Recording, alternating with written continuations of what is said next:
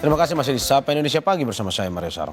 Saudara Pangkogap Wilhan III, Legend Bambang Trisnohadi meninjau dapur umum makan bergizi gratis perdana dan pendistribusian kepada pelajar di salah satu daerah rawan konflik di distrik Sugapa, Kabupaten Intan Jaya, Papua Tengah pagi ini. Legend Bambang Trisnohadi mengecek kondisi dapur, tempat penyimpanan peralatan dapur dan bahan makanan yang dimasak oleh 15 prajurit TNI. Usai meninjau dapur makan bergizi gratis, dia juga mendatangi 2 sekolah tempat distribusi makanan, yakni di Sekolah Yayasan Katolik Sugapa dan SD, SMP, SMA Impres Yotapa. Dalam tinjauannya, Panglima Kogab Wilhan III mendengar penjelasan dari Kepala Juru Masak Leta Hengki, di mana bahan makanan di-drop dari Kabupaten Mimika menggunakan helikopter untuk kebutuhan selama seminggu.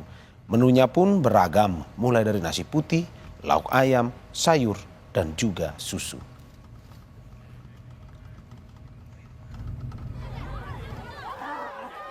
Pemberian makan gizi gratis merupakan program pemerintah pusat yang langsung diinstruksikan Presiden Prabowo. TNI pun langsung menindaklanjuti dan melaksanakan program makan bergizi gratis yang Senin hari ini baru pertama dilaksanakan di Papua Tengah. Distrik Sugapa, Kabupaten Intan Jaya merupakan lokasi perdana pemberian makan gizi gratis di wilayah Papua Tengah. Adapun menunya terdiri dari ayam crispy, sayur oseng tempe, nasi putih, buah jeruk, dan susu. Tampak para siswa sangat gembira dan lahap menghabiskan makanan bergizi gratis. Kita ketahui daerah Intan Jaya masih merupakan daerah yang rawan, sehingga mungkin awalnya ini masih dilaksanakan sebagian besar oleh TNI, khususnya Satgas yang ada di Sugapa. Pada pagi hari ini kita masakkan sekitar 1.000 porsi, ya 1.000 porsi itu kita bagi di 3 titik, ya, 3 sekolah yang ada, sekolah Yayasan Katolik Sugapa, kemudian sekolah Impres ya, Impres Yotapa, dan juga sekolah di Homeo. Jadi ada 3 titik, jumlah semuanya ada sekitar 1.000, termasuk juga ada ibu-ibu hamil ya, ibu hamil dan menyusui itu juga kita berikan makan bergizi, gitu Mbak.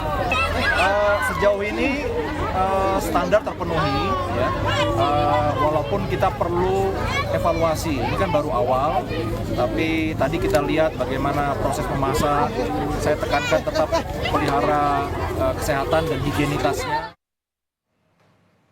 Kita ke informasi lainnya, Saudara. Litbang Kompas baru saja merilis hasil survei terkait kepuasan publik dalam 100 hari pemerintahan Prabowo Gibran bekerja. Litbang Kompas mensurvei tingkat kepuasan publik terhadap pemerintahan Prabowo Gibran dalam 100 hari masa jabatannya. Melalui 1.000 responden yang dipilih secara acak dan tersebar di 38 provinsi, survei Litbang Kompas ini sepenuhnya dibiayai oleh Harian Kompas. Indeks kepuasan kinerja pemerintahan Prabowo Gibran 80,9% responden mengatakan puas dan 19,1% mengatakan tidak puas. Sementara untuk tingkat keyakinan umum terhadap pemerintahan Prabowo Gibran 89,4% mengatakan yakin dan 10,6% mengatakan tidak yakin. Alasan puas terhadap pemerintah terdiri dari sejumlah faktor. Alasan puas yang teratas adalah kinerja yang ditunjukkan baik mencapai 30,2%. Alasan puas terbanyak kedua adalah kepemimpinan yang merakyat sebesar 18,1%. Alasan puas terbanyak ketiga adalah sering mendapatkan bansos sebesar 14,4%. Alasan puas berikutnya yakni pembangunan merata sampai ke desa sebesar 7,3%. Lalu pembangunan yang masif sebesar 7,3%. Mampu mengatasi persoalan bangsa 6,8% hingga alasan lainnya.